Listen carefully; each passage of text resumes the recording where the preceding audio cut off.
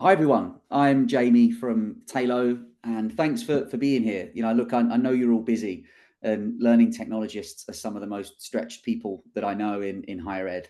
So I appreciate you taking an hour or so for this. Here's what we're going to cover today. We're going to talk about how do you actually implement student AI tools that help students learn instead of just doing the work for them. How we can help bridge pedagogy and innovation, which is becoming more and more complex to navigate in the era of AI. And so Joe Wilson, who many of you will know from ALT Scotland, is going to talk about some of the real challenges that you're facing, budget, buy-in, all of that. And then I'm going to show you how we've tried to build Tailo with some of those challenges in mind, and do a quick live demo and share what students are actually saying and what they're telling us. So around 55 minutes left together, lots of time at the end, hopefully for some Q&A. So let's jump in. So some quick intros. Joe, as most of you will know, chairs ALT Scotland, and he lives in the world of actually making learning tech work for institutions. And I'm Jamie. I run partnerships and commercial at Tailo. So what does that mean? Well, it means that I spend a lot of my time, most of my time, listening to people like you figure out what prevents good tools from being adopted. So here's the plan for today. Joe's going to talk about what learning technologists actually do and the challenges that you're facing. I'm going to show you what Education First AI looks like in practice, do a live demo, plus some real student stories, and some time at the end for Q&A so that we can answer some of your questions. So without further ado, Joe, over to you to unpack some of these challenges. So first of all, hello everybody. I'm in a kind of luxurious position because this is the first time in 39 years that I'm not caught up. I'm not caught up in the start of term and all of the headaches of people coming round the door telling me at the last minute that something that we told students were going to happen at induction hasn't actually been done yet. And I'm just going to weave you through some of these experiential challenges, and also what I'm seeing now that I'm in that fortunate position of still being an educational consultant, but being able to look around the landscape and really see what's coming down the pipeline. I'm busy admitting people as they come. Uh, if I'm speaking to, and I don't know if I'm speaking to a group of fellow learning technologists or not, but I think the main thing about being a learning technologist is that we're not IT. And I've experienced that over, like since the last century, people coming round the door saying, "Can you fix my computer?" or "Can you go along the corridor and mend the printer?" Or "Can we sort network problems?" Learning technologists don't do that. What we can do is we can improve you and your students' digital skills. Increasingly, and this is really important, learning design's now really a thing. So we can talk to you about pedagogically sound learning design and the range of useful tools that are available for learning and assessment.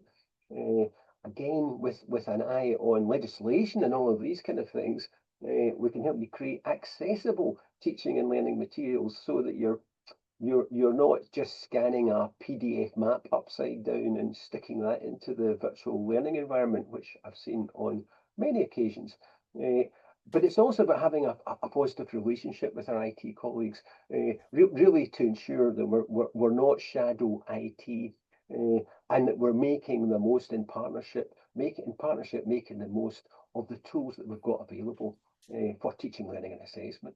Uh, and I think the other thing that we do, and hopefully I'm going to do a bit today, is we can support staff, and that is professional services staff and teaching staff. It's not just teaching staff. We can support them and students to look beyond the horizon because this is a very dynamic world. There's lots of things happening in this space, and it's very easy to be scared. And quite often when people are scared, they don't do anything, and that's not where we want them to be. And finally, I'm the co-chair of the All Scottish Special Interest Groups. The Association of Learning Technology is a fantastic organisation. This is a profession now. And I always speak to students too. There's job opportunities and there's global networks. So it's a good time to get involved professionally in learning technology. Some of the system challenges just remain frustratingly the same.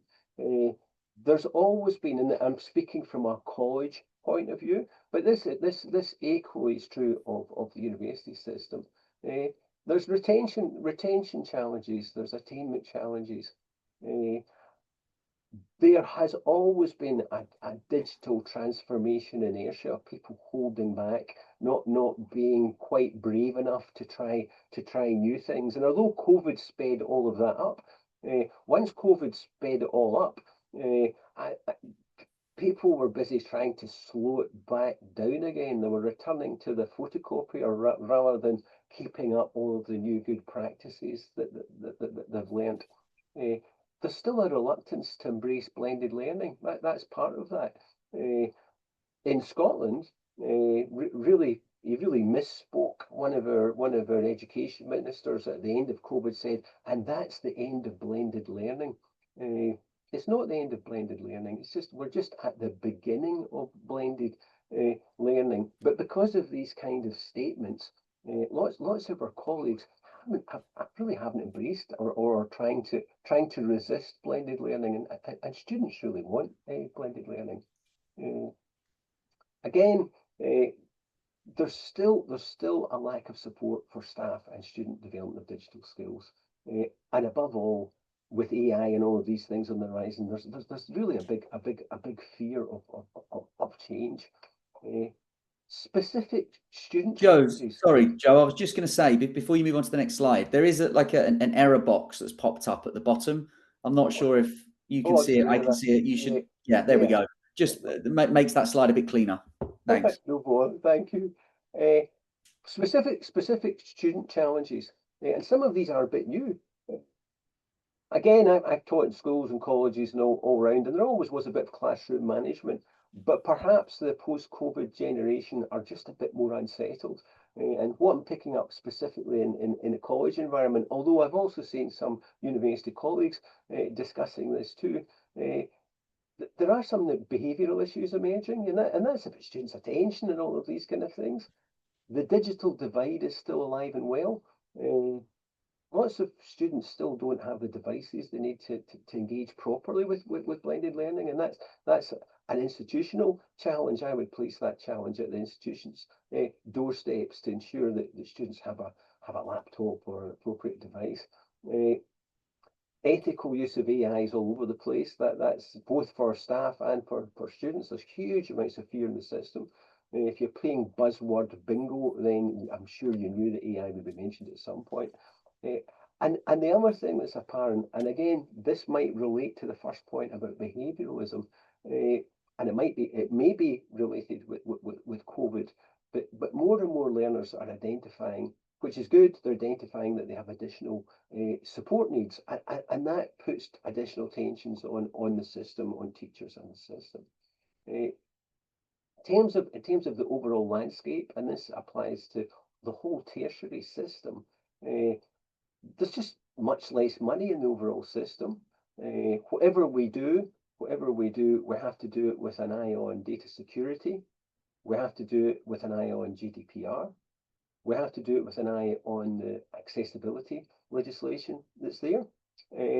And actually, refreshingly, and certainly in Scotland, for the tertiary landscape, there are new quality frameworks and new CPD, continuous professional development frameworks for teaching staff, specifically in the college landscape, and usefully, they all have digital skills and digital literacy all featured in them. So again, increasingly, there's less space for staff to say, I don't need to know about this digital stuff. I don't want to be involved in this digital stuff. Students don't want blended learning. There are now useful hooks within these CPD frameworks to say, well, actually, no, it's your professional duty to actually get engaged and move on your own digital skills. Lots of terror across the system on the impact of AI on assessment. And still, one of the big bugbears for everybody is teaching staff are time poor. So even though you might have fantastic training and support online, just in time, blended, all of these things, still a high proportion of staff will say, well, this is great, but when or how am I to find the time to update my skills? And you'll see as I go through the next bit of this presentation, I put some links in. Certainly 2 or 3 years ago, I championed a system called Teachermatic that actually helps teachers in colleges and universities create lesson plans and teaching materials quickly and efficiently, and a whole lot more. And there's a few things like that you should probably have a look at.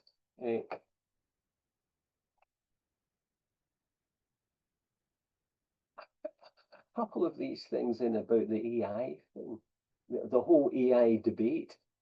The whole AI debate is that bit, is AI that cognitive amplifier that really helps people, which I am firmly in that camp. Or are you worrying that AI is somehow going to displace real intelligence? There have been a couple of studies that actually have also then been debunked about cognitive offloading, and cognitive offloading could be a thing. I mean, I remember when calculators arrived and when various other tools arrived in the classroom, and the amount of resistance that came from the teaching profession. I think really the reality is we just have to think about new ways of doing things. AI is here to stay. It's much more than that stochastic parrot. It does loads more. So what we need to do is we need to turn some of these challenges that I've listed into opportunities. You will all get access to this presentation. I'm not going to pursue these links and dig into them, but you will get them all. Some of the great green shoots that I've been seeing working across the system are things like the Beyond Blended Learning project from JISC, which are really worth digging into and getting your curriculum staff to work together. Really about redefining how you deliver things in a blended way, and when I say in a uniform way, what students want is when they look at courses in your virtual learning environment, they want templates and they want a standard way of viewing things. Now, a standard way of viewing things doesn't mean that you can't differentiate your pedagogy. Of course you can. You need to do it in a more planned and a more coherent way, and that's what students are asking for. Accessibility for all. All your learning materials, they actually by law need to be accessible, but it's still quite interesting how some staff are still resisting that, even though there's lots of nice tools, and only a small bit of development would help them make all of our learning and teaching materials accessible. Personalised learning was here before AI, but now with AI, we can really make personalised learning a reality for all, and I think that's part of that redesign of how you design things. Across the public sector, I've been championing open practice and open educational resources since 2012. And if you don't know the Open Scotland story, there's a link to the Open Scotland Declaration.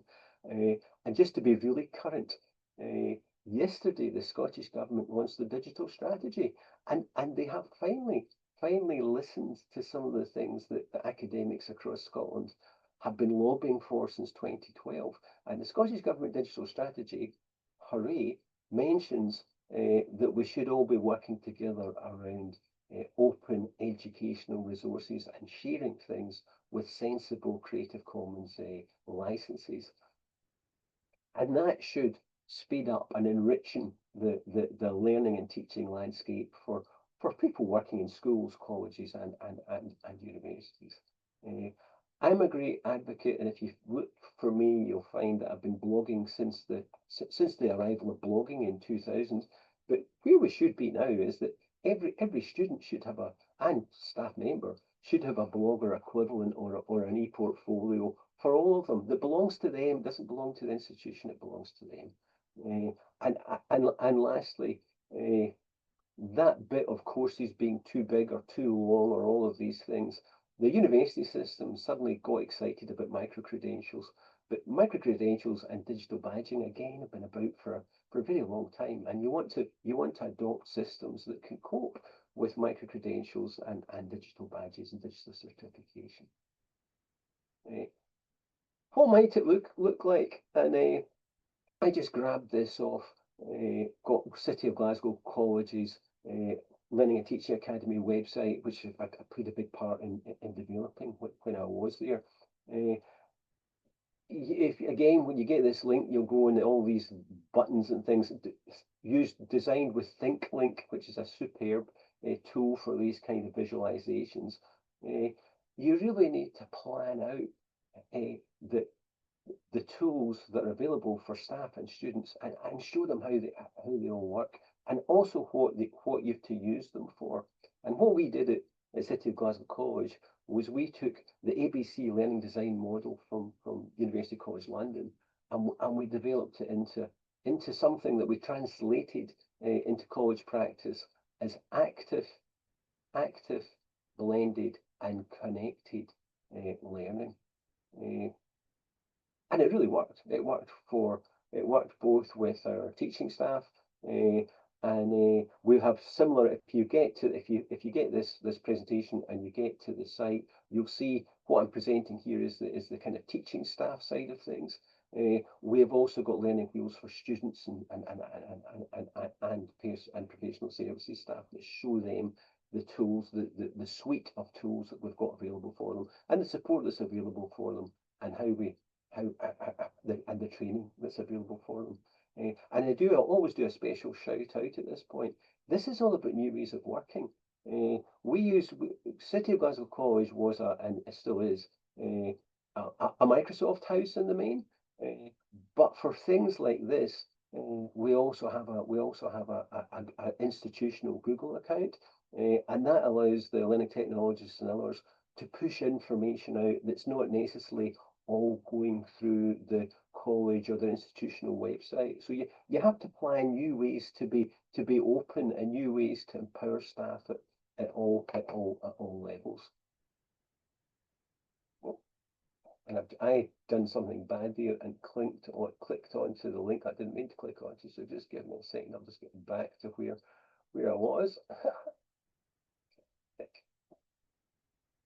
So, I don't know quite how I managed that. Get my second.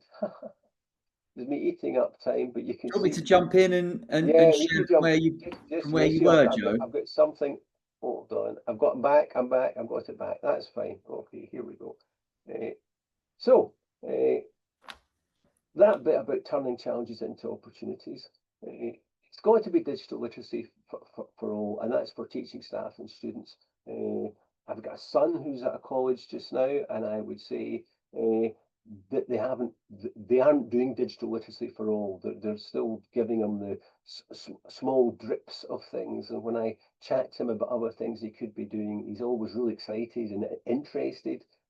But nobody at college is showing them how to do these things. So we're still not the digital literacy for all. And I know that bit of staff being poor on time, still being a bit resistant, that is still a challenge. We still need to find ways to make sure that as learning communities, that we're all digitally literate. It's about picking the right tools for transformation. There's a range of flavours of things out there. We chose Canvas at City of Glasgow, and then we built around that. And Canvas gave us a lot of the things that we needed around digital credentials, e-portfolios, and all of these things. It wasn't simply a virtual learning environment, and that makes the most of your digital assets. The future around AI is all around local agents that you can trust, and that in itself is a challenge that requires that partnership between learning technologists and IT again, in City Glasgow College's case, it's about making the most of Microsoft Copilot and the tools that they've got available. There's some excellent work happening across the tertiary sector in Scotland around using AI ethically. There's a project called Skating, and again, there's a link to that in the website and all the useful supportive materials there. Changing up assessments is a real big live issue. It's an issue there's been a challenge actually before AI if the system was being honest with itself. I started off my career teaching English and communications, and people are still asking students to explain the tragedy of Romeo and Juliet. And while we still ask dumb questions like that, we shouldn't be surprised that the AI gobbles all of that up. We now need to ask, we first of all need to think about what are the skills that we want, not knowledge, what are the skills that we want to impart to learners, and design assessments around the skills that students should be demonstrating, not simply writing about. And there's a good AI proof set of resources from Manchester University. Click there. This is an issue for the whole system. Writing an essay about something cannot be used as a substitute for actually being able to do something. But that is so revolutionary that lots of universities are really scared of it. Colleges in the main shouldn't be too scared of it, because lots of college assessments are about demonstrating a skill of showing people that you can cut here, you can build a wall, you can put together the bank statements and accounting procedures for a small business. You can construct all of that. It's not about writing big essays about how you might do that. And most of all, where we are is about making things more personalised. And I use the word the neurodiverse, and I know that term neurodiverse is for a specific group, but actually, just to remind us all, I think we are all somewhere on this spectrum. We are all a bit neurodiverse. We all do want our learning materials or our experience of the world is a personalised experience. We're now at the stage through technology and using things sensibly. If we overcome the digital divide and some of these other challenges, that some of that bit of always making learning engaging, we can do all of that now. We really can do all of that now. And the link to the neurodiverse link takes me neatly back to Tailo, because what I've seen in Tailo is a platform that's beginning to do that. It's not cheating, it's not giving, and you'll see a bit of it in a minute or two. It's not cheating, it's not saying put the Romeo and Juliet question in and we'll give you the answer, which you can then hand in with nothing going through your brain. It's supporting learners and doing that bit of personalisation. And I can't see your reactions, but I hope all of that made sense. And if you dig into some of these links, you'll see, and these are all the links are all things that have appeared in the last 6 months. So I'm still out there.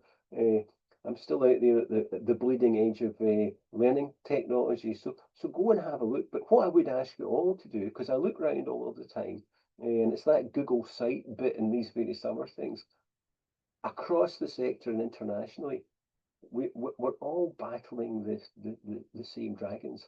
And what I would ask all of you to do is, like I did at City Glasgow College, and like I do in my own practice, you'll find me at joewilsons.net. Get out there, get onto the open web, push your support materials that you use for your students, the support materials that you use for your staff, and the lessons that you learn as you move along. Push them out onto the open web with a Creative Commons or appropriate open license, so rapacious capitalists out there can't suck up your stuff and resell it. So get Creative Commons or other license on it, and work in the open. That's how we keep that much more personalised bit, because learning teaching is still very much a human thing. So I hope you enjoyed that, and you'll get all my links and things. And nice to see you all. And I'm looking forward to the next bit of learning more about Tailo. Thanks, Joe. I'll drive and I will take it from here. But that was a lovely segue to what we're doing at Tailo.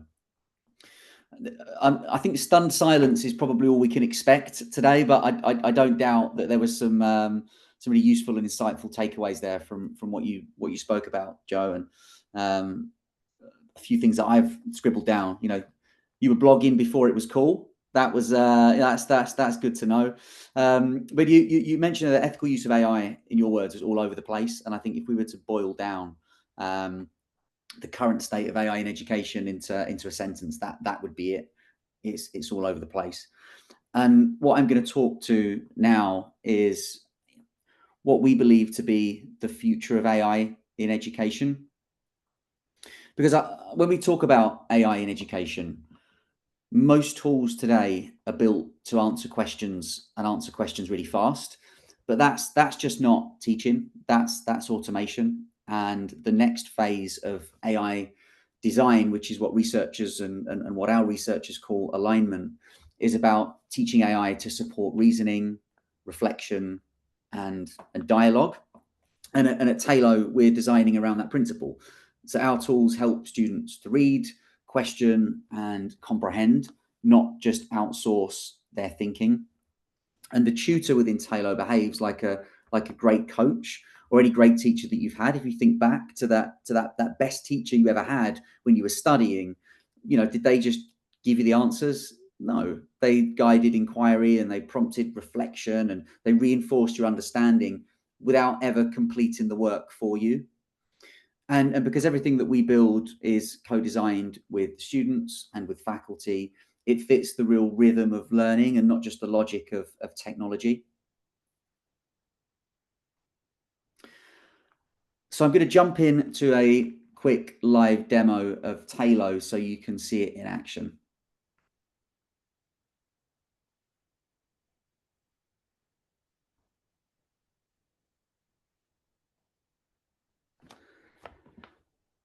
So what you can see here is a typical and traditional academic journal. And what Tailo aims to do is to take a really dull and disengaging reading experience like this and transform it into a reading experience that's more engaging and more interactive, so that students can read and study smarter, faster, and more confidently. So this document within Tailo looks something like this. Now, I'm actually going to start on the point that Joe made towards the end of his presentation around neurodivergence. Now, this is how that document looks in my reading view in Tailo, but this doesn't look like everybody's reading view.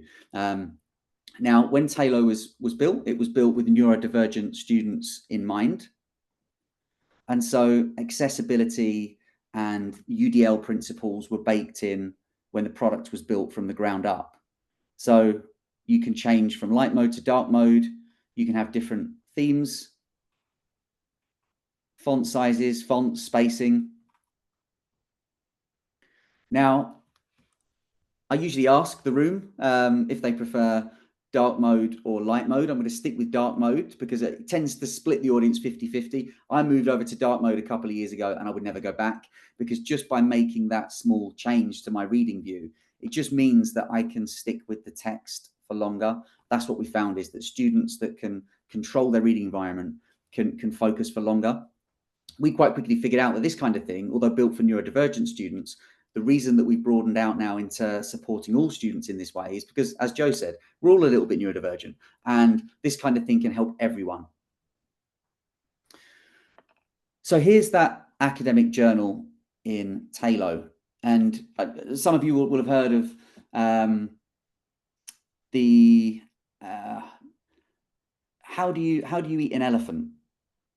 And it's a not a parody, but it's become a bit of a joke. How do you eat an elephant? Well, you eat it one bite at a time.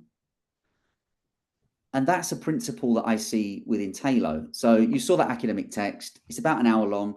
I did a demo a couple of days ago to a psychology class, and they asked me to use one of their journals and one of their research papers for the purpose of the demo.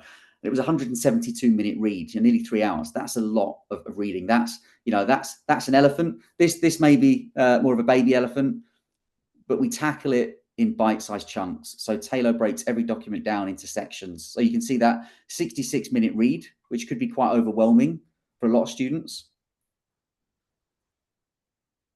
becomes a 2-minute read, followed by a 4-minute read, a 16-minute read, an 8-minute read, and so on. But before I spend the next hour reading, I'm going to start here with a summary.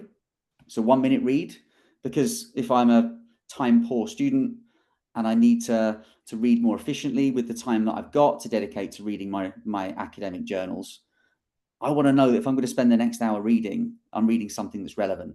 I read the summary first for a minute or two before I read on. But what I can also do is listen to a summary of the document in a podcast style format. I'll give you all a quick. Welcome to the Tailo podcast, your go-to for making sense of complex documents and materials. Today, we're diving into the exciting world of artificial intelligence in education. It's a topic that's rapidly changing how we learn and teach. Exactly. And it's not just about the fancy tech, right? This document really breaks down why understanding AI, knowing how to talk to it, and thinking critically about its outputs are becoming super important for everyone, not just students. That's a great way to put it. So let's start with the big picture. So I hope you could all hear that. I wanted to give you a quick 30-second sneak peek into this feature, which we've only just launched. So this is hot off the press. Now, as you can see there, we do have the read aloud option. We have text to speech. But if you're like me, I've spent a lot of time listening to audiobooks, and you'll often get those audiobooks that are just read by a very dull, monotonous speaker, and you just switch off after a few minutes into an 8-hour read. What we tried to do is take the audio format and make it more engaging and more conversational, framing it like a discussion as opposed to being lectured to. So what we found is in our research that podcast style audio is going to be much more effective than the traditional text-to-speech audio in terms of engagement and comprehension.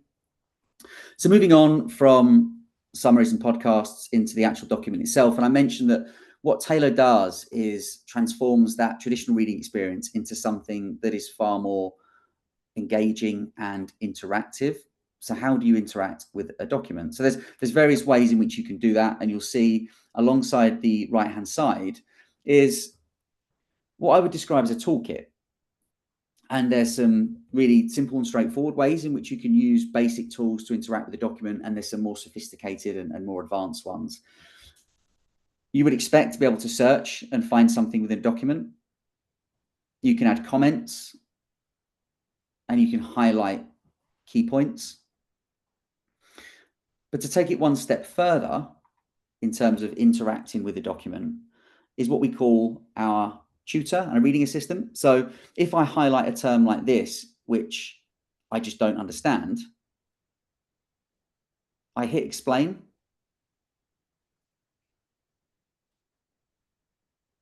And within a few seconds, I get an AI-generated explanation of that concept or that complex concept or term. So you can see what that means in that rather complicated, over-engineered sentence is that AI systems can give students hard problems to solve. Students must think deeply and understand well, which is, I think, something that resonates with all of us. Now, that response that I get is tailored to my reading preferences. So if you're a first-year student, perhaps you'll have a beginner level of knowledge and a brief level of detail. We've got PhD master students and grad students using Tailo, they may opt for a more in-depth or expert level of knowledge. And so Tailo will tailor its responses and the way it behaves based on a student's individual reading preferences, and will be personalized accordingly to that. Now, to take it one step further, then definitions and explanations is the tutor itself. Now, this is how you can then take it one step further again by interacting with the document in a more conversational way. A big part of our mission is academic integrity. And I want to demonstrate how we try and preserve academic integrity in a couple of ways within the tutor.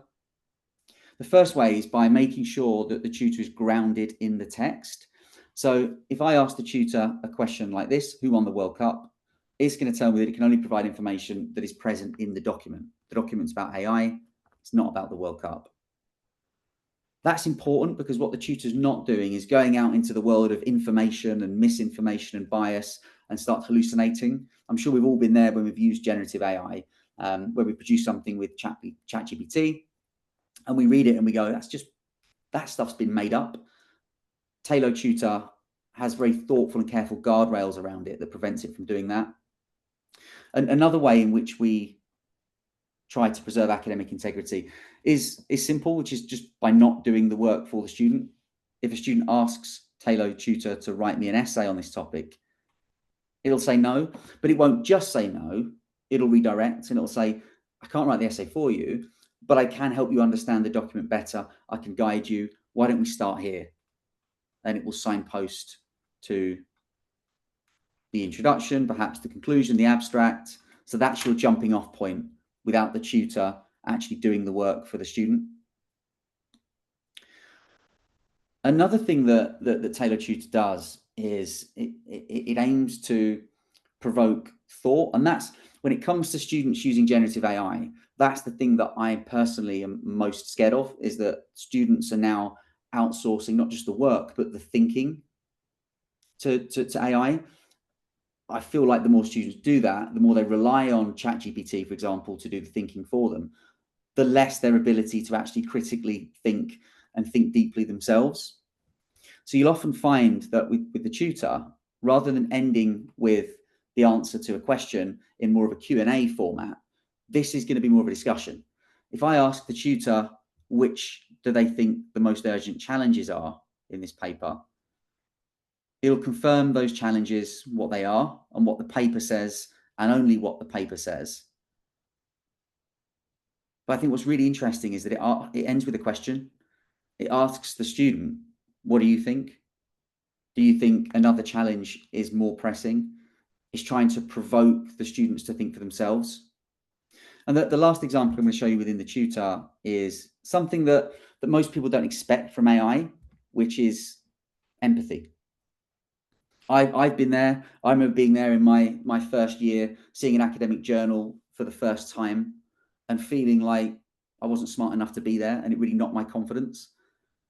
If a student says something like this to the tutor, this is the empathetic response that they get. Hey, I get it. The document is complex, but you are smart enough to engage with it. It tells the students to think of Tailo as a study buddy. That's exactly how I see it, as a study buddy or a reading coach, and it's here to help them break things down.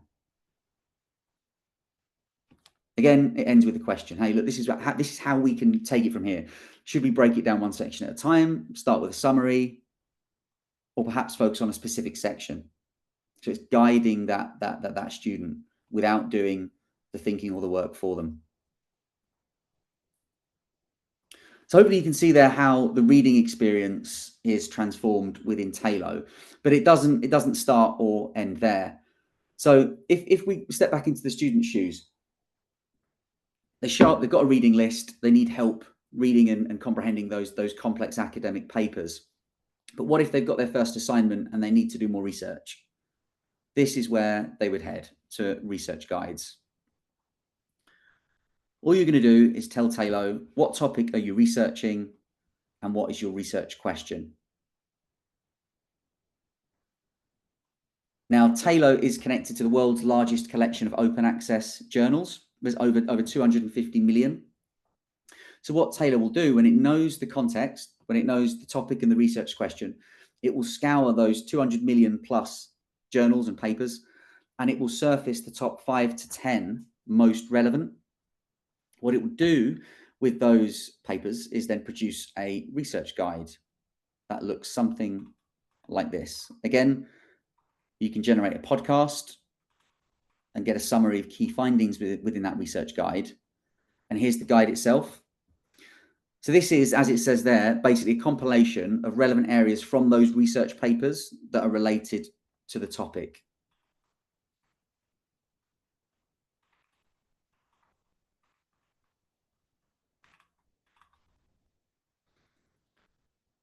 You'll see that throughout this research guide are various source snippets. The final page here will show me exactly what those sources are. So what I can then do is lift and shift those individual papers back into the reading view that we looked at right at the start, and then start deep diving in those papers, interacting with them, starting a conversation with the tutor about those specific papers.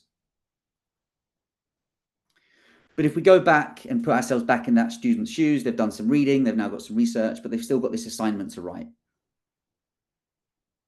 What they would do next is create a project. So in true Blue Peter style, this is one that I made earlier. And just to give you some added context, this is what you tell Tailo. You name the project, and you also specify the project type, the objective. I think that's really important, because how Tailo behaves is based on what you're trying to achieve. What job is there to be done? Because Tailo will behave specifically within the tutor very differently if you're wanting to explore ideas for an essay you're writing versus preparing for an exam. In that case, it's going to need to test your knowledge with Q&A and mock exams. With a report or an essay or a presentation, it's going to help you present findings or write critically and analytically.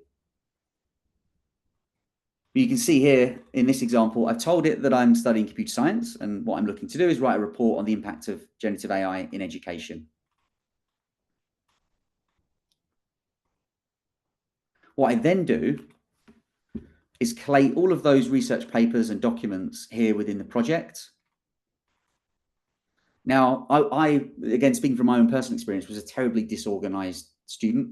I had textbooks, research, papers, journals all over the place. So this is one way in which to help students stay organized, but also help them stay efficient. So as well as having all these documents here, which I'm probably going to take some from my reading list, I'm definitely going to use some of the research that has been generated by Tailo in the research area, probably going to take some papers from my library, or some journals that I found online through other sources. I'm going to consolidate them all here, and I'm going to switch to the smart view. So what Tailo will do is intelligently order those documents based on relevance, because it knows what job I've got to be done. It knows what my objective is. It knows I need to write a report. It knows what I'm studying, and it knows what topic and research question I have. Now, I've purposefully slipped in a medical journal there, so I know at a glance that's not relevant. I'm going to disregard that. I have some documents here that are moderately relevant, but where I'm going to start are these two papers here, because Tailo has told me, based on the context I've given it about what I'm trying to achieve and what I'm studying, that these two papers are the most relevant. Again, it's back to Tailo being a jumping off point. What it's not doing is completing the project for me or writing the report. But for a student that's been there where I have, with blank page anxiety and overwhelm, this is going to get them started and get them on the road to project success. And this is just another way in which we do that. With each project, with all the context that I've given Tailo around what I'm trying to achieve, and also all of those documents that I've added, I get a project summary, an executive summary, some key findings and evidence, and some recommendations. Now, as I do more research and I find more papers and I add them to the project, this will evolve and it will regenerate each time. so it stays relevant, it stays up to date based on the ever-changing research and concept and context that I give it. So hopefully what you've seen there is how Tailo goes from that very traditional, I would argue, archaic academic reading experience, uses AI to transform it into a reading and comprehension and research workflow that's just so much easier, and it's going to help students, and it is helping students to read and study smarter, faster, and much more confidently.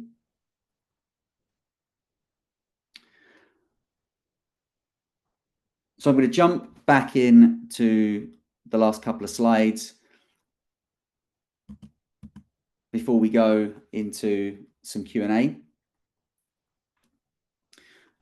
And this is what it means to students like Maddie. So Maddie is a med student, and as you all know, med students deal with a really overwhelming amount of reading. It's dense science, it's high stakes. And here's what she said. Tailo does a great job encouraging thoughtful questions, and it helped her understand the content. But look at what she's not saying. She's not saying, oh, it gave me answers or it made it easier. She said it encouraged thoughtful questions and it helped her understand. And that's what Tailo's all about. You know, Maddie's still doing the work. Tailo just creates better conditions for that work. And we're seeing this across different students. This is Lucy. She's a sociology student at the Open University. So she's an adult learner, distance learning, and she's balancing work and family as well. And here's what she told us, that before she had access to Tailo, she was going to drop out. And now she's getting her highest grades yet. That's quite a turnaround from going to drop out to now highest ever grades. And it's not just a feel-good story. I think this is retention. Every Lucy who persists instead of dropping affects your metrics, your funding, it affects your reputation. For Lucy, it's the difference between giving up and succeeding. And this brings me nicely to what education first AI actually means. So when we say education first, here's what we mean. So it's grounded in pedagogy. You know, it's scaffolding that builds comprehension. It's not just AI features in a learning tool. It's one journey, one tool. You've got reading to research in one space, no bouncing around. It's this cohesive flow that keeps students in their flow of work and learning. And then student outcomes, which is personally what gets me out of bed on a Monday morning to do what I do, is helping students like Maddie and Lucy. We've just seen some of their stories. There's many, many more. But it's not just engagement metrics. It's actual student outcomes that matter. It's confidence, it's comprehension, it's persistence, it's retention. And this framework makes Tailo work for your institution and not against it. And that brings me to where you come in. So look, we don't have all the answers. We're building this in partnership with institutions and people like you. So if what you've seen resonates, then I'd love to explore a pilot next term.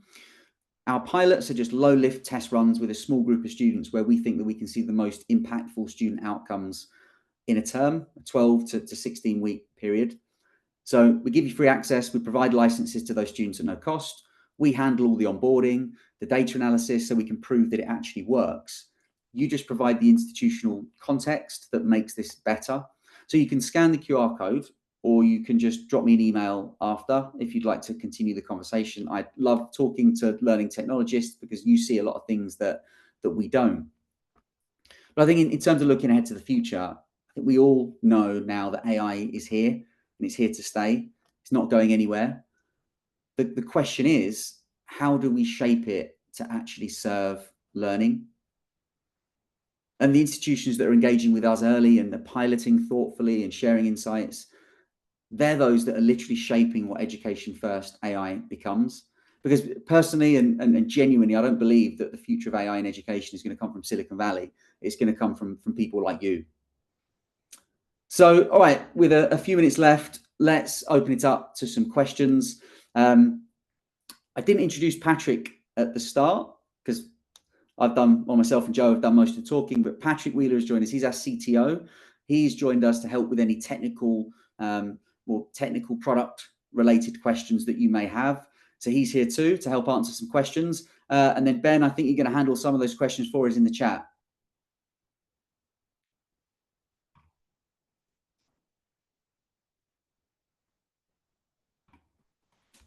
So no, we've had a couple of good ones in the chat already that Patrick has been answering, but it might just be worth vocalizing for everyone else if you've not been in. Just sort of what makes Tailo different from something like Notebook LM, and can you customize the voices of the podcast feature? So maybe talk around those. Yeah, sure. Yeah. Jamie, do you want me to, or do you want to take that? Yeah, so if you can maybe jump in and perhaps add some context to some of the messages in the chat, because I missed those while I was presenting. Yeah. So Lucy was asking about similarity to to Notebook LLM, and obviously from a functional feature perspective, yeah, there are certainly comparisons one can draw. Obviously, our product is supremely better. There's a lot more in there in terms of UX and the whole accessibility angle as well. But beyond that, obviously what we're doing is much more around the academic context and ensuring that we have guardrails around everything we do. So basically that means in terms of any response from the LLM, we're kind of air gapping that, double checking that, and we're also grounding that in context and not just gray literature context, which Notebook LM would tend to because it's more general purpose. We're actually grounding that the subject matter and within scholarly papers that have been curated through the connected systems that we use to ensure that there is actually relevance there as well. And we're going quite deep into the area of personalization, which is more inferred than explicit, because obviously it's easy to ask somebody what level they're studying at, all of these things, but it doesn't really tell you anything about the student's actual knowledge in a topic. And sometimes that can only really be inferred. So we're trying to build up this profile of the student that tells us where they are and where they need to be in terms of the job to be done, the assignment, the level. So we can kind of bridge that gap as best we can between those 2 points. So that's really where it differs, because it's a lot deeper than that. And I think the personalization piece is increasingly becoming more important to really understand the student, understand the job to be done. Be able to also suggest the best workflow approach, etc. So we're doing that, and we're also with the tutor, we're building out the tutor in terms of the superpowers that it has, so it can really kind of meet the student where they are and present information in the way that kind of best suits them. Yeah, I think just to add to that as well, because I think that there's a strong product focused answer to that question in terms of the difference between Tailo and ChatGPT or others. But I think what we shouldn't forget is the mission that we're on. What we're trying to do is build education first AI. The others aren't. They're taking what they've already built that hasn't been built for education and trying to make it fit, because it's such a big market and higher education is such a huge commercial marketplace for them. I would love to steelman our academic integrity argument against anyone from OpenAI, Google, or Microsoft. And I hope that the mission that we're on in terms of trying to maintain and preserve academic integrity, I hope that's a mission that resonates with everyone in the audience today.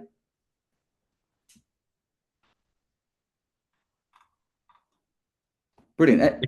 Ben, any others that we haven't answered I'm just flicking back through the chat. Any that we haven't answered yet? Can Tailo be integrated into an LMS? That's an interesting one. One for you, Patrick. So currently, this is kind of obviously on our roadmap, because that's a big one in terms of LMS and VLEs. And this kind of goes back to the point that Joe was making about the source of information and the structure. So often students are going to struggle with just trying to make sense of an assignment because tutors present that in different ways, all this kind of stuff. So yes, we are focusing on that, but we're really at the moment going through what that means and the depth of that. Also, because obviously tutors and course administrators really want to use tools where they live. So we understand that, but we're really trying to see what we can do to kind of make sense of that source of truth, the source of assignment, that information. We are looking at this. We are we have that on our 2026 roadmap. So that's obviously a big focus area for us to be able to support LMS and VLEs. Whether that takes the format of an LTI type integration or an XAPI or something else is to be determined. But yeah, that's obviously a very big focus for us and something we are definitely planning to do. Thanks, Patrick. Oh yeah, and by the way, just in terms of obviously whatever solution we do come up with when we're talking about different LMS, as in the chat, like Canvas and Moodle, that's one reason why one might use LTI. It's compatible with both or certain approaches. But yeah, obviously we want to be able to support as many LMS systems as possible. So yeah, that will be key to that. Thanks, Patrick. I think we've answered all the questions. We've only got a couple of minutes left. Sorry, Patrick. Yeah, I think there's one other just about voices, customizable voices, because you're previewing the podcast feature. So yeah, well, this is the kind of first iteration, as you pointed out, hot off the press of that feature. But yeah, this will be obviously something we're going to evolve. So we don't just leave the features. We obviously have a focus on evolving all of these features, and that's obviously on in the works as well in terms of having more customizable voices. There's obviously a lot more that whole space is evolving quite rapidly. So we're definitely looking to do more with that. Yeah. I see a response to Jane as well around Tailo working with more than one document at a time. Could you talk to that for a few moments, just around what we're doing with project-wide intelligence via the tutor? Yeah, exactly. So obviously we've done this on a single document basis. Why we've been actually quite deliberately cautious about this feature when it goes to project-wide intelligence is because something similar to what you highlighted when you're looking at relevant documents, Jamie. So obviously it is possible within a project context to have a lot of documents, and sometimes those documents might be quite cohesive in terms of the focus, and sometimes not. So we need to be careful when we're implementing project-wide intelligence. So when you're talking to the tutor and you're asking about comparing different documents within a project, that you still have that grounded in the assignment that the student is focused on, for example, the job to be done, and that it's not kind of going too broad and too ambiguous by consuming that entire data set. So we're being kind of, deliberately cautious about this, but this is something that in the next evolution of project intelligence is to come. So we will then implement the tutor at that level, so it has that kind of broader context. Thanks, Patrick. And then there's one final question that's popped up from Cherry, which is, are the target users only higher education students, or could further education students use it? Well, our focus has been on the higher education market, which is where we've seen the greatest need and the biggest problem that we can solve around reading and comprehension. But absolutely, there's no reason why someone within further education or college couldn't use it for reading and understanding a complex academic journal or any paper that they're expected to read within FE. Yeah, and it's very possible if the student is studying a course of a specific level that they might actually be eligible to get Tailo for free through the Disabled Students Allowance, if that's, if they're studying a level 4 course or above. So if you've got an individual student in mind, it's already there. But if you're looking for on maybe more of a college rollout, then Jamie's your man to speak to. So hopefully that helps. Yeah. And thanks, Ben. I can see you've dropped my email in the chat as well, because we're out of time now. So yeah, if anyone wants to continue the conversation, find out more, if anyone has more questions they'd like to ask directly, as opposed to in this kind of forum, then please just drop me a line, send me an email, and I'll get back to you as soon as I can. And look forward to hearing from some of you soon. Awesome. Thanks, everyone. Thank you. Take care. Bye-bye. Bye.